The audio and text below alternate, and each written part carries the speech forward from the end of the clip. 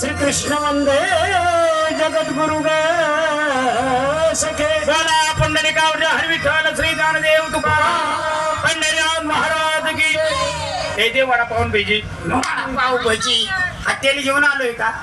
भेळ विकणारा वाटलो का तुला काय अगं थेरडे तुला मी संस्कृत मधला कोणाला संस्कृत कळते बाबा तुम्हाला म्हणले ना संस्कृत कळत नाही नाही ना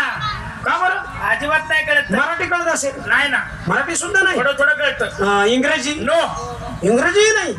बरं हिंदी अरे हिंदीची ना आमची लहानपणापासून गाठच नाही येणे म्हातारे तुम्हाला हिंदी का कळत नाही का अरे आम्ही मुसलमान नाही होय. मुसलमान असून तुम्हाला हिंदी कळलं ना तर कळतं काय उर्दू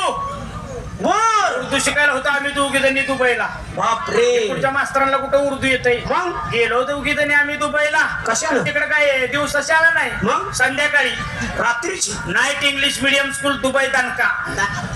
दणका शाळेचं नाव आहे मोठ्या हो लय त्यांचं कडक का ग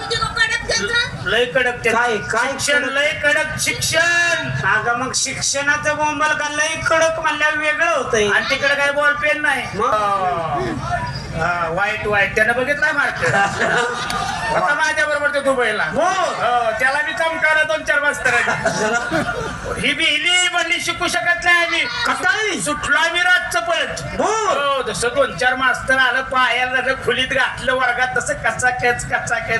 कचाकच पेपर सोडून घेतलं कच्चा खेच पेपराचं नाव घे का कचाकच कचाकच काय सांगते काय झालं मग शिकला का भाषा त्याला काय हल्लो को हर हप्त होळ हप कोचो कोचो